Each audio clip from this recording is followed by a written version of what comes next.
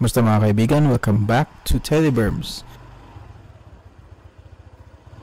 Nagvo-voice over lang ako. What I did kasi is bumili ako ng chest mount. Ang footage po na nakikita nyo ngayon is taken from my phone. And ganito po ang setup ko. Kung gusto nyo mag-motovlog tapos phone lang ang gamit nyo, mag-link po ako ng Shopee link sa screen, sa baba. Now, pupunta tayo sa Alphamart. So, I decided na i-video ko to para makita ko kung ano, kumusta ang quality niya.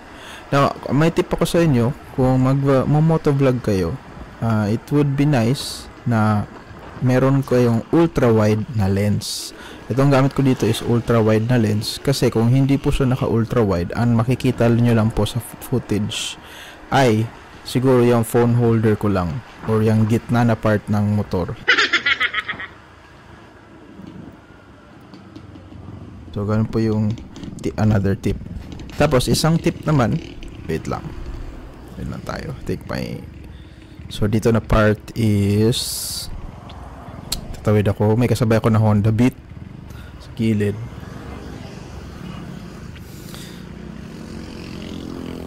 Okay. Isa din pala sa problema ko sa motor ngayon ay biglang nawalan ng busina simula nung nag-car wash ako sa labas. Usually kasi ako lang nagka-car wash nito sa loob. Yan, nag-car wash ako sa labas. Siguro may natamaan ng wiring sa pressure ng tubig. Nawala bigla ng busina. Papatangin ko na lang to, isasabay ko na lang sa change oil at change din ng gear oil. Anyway, another tip kung mag-motovlog kayo mga kaibigan is iset nyo ang FPS, frame rates per second, into 60.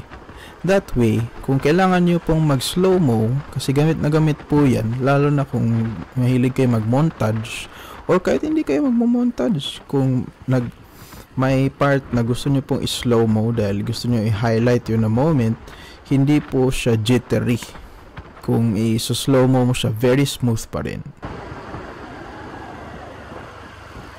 Nandito na, Alphamart. May Alphamart actually na malapit sa bahay, kaso sarado na ng time na to. Kasi sa oras na sinut ko tong vlog is around 11. This is a very raw vlog. Walang cut. Dire-diretso lang to. Nag-cut lang ako sa part na lumabas sa gate kasi boring naman yun na part. Sayang hindi nyo nakita dito sa part na to kung gaano kalaki ang kanyang compartment. Pero talagang malaki yan. Makikita nyo yung size niya mamaya. Reference. Yan, bibili ako ng tubig para sa anak ko. Alam niyo ba yung Wilkins sa 7 liters? Ang laki kaya nun. Hindi yun kasya sa U-Box ko dati, sa sniper ko. At hindi din yun kasya sa Airblade ko. Pero sa ADV, damn, kasyang kasya. Nakakabilig ang Alphamart na to kasi open pa rin sila kahit magta-12 na. Wilkins, sir? Opo. Yep. Tataas ko sana, sabi na wag na daw.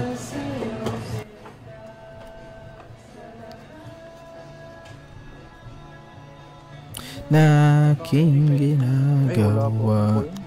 Wala daw ang coins. Puro lang to paper. Keep constant. Alam niyo guys, masarap daw ang siopaw dito.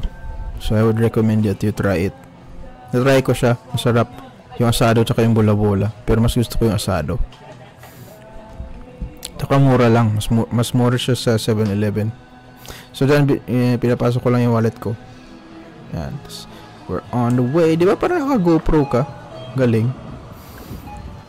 Sayang lang hindi siya pwede magay sa helmet. Mas maganda yung point of view ng motovlog kung nasa helmet. Kaso delikado na yun. Baka mahulog kasi. Kasi malapad yung phone eh. Yan, dito makikita nyo na malaki talaga yung... Ay, wait lang. Yan. Pumunta pala ako dyan para pakita, to make sure na makita nyo naman yung mukha ni ADB. Yan, pinapasok ko lang yung wallet ko.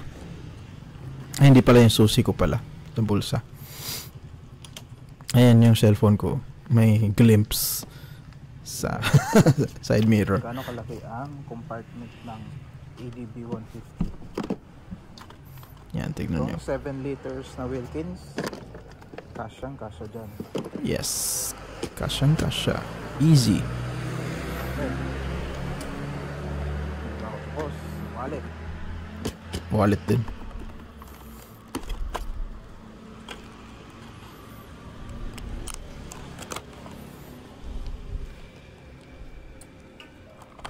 And it's time to go home, mga kaibigan. Ay.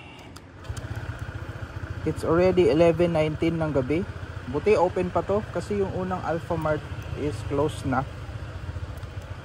Yun na lang muna. Tinesting ko lang po ang bagong chest mount ko para ma-vlog ko po ang mga magiging biyahe natin soon sa ating ADB 150. Salamat po sa panonood.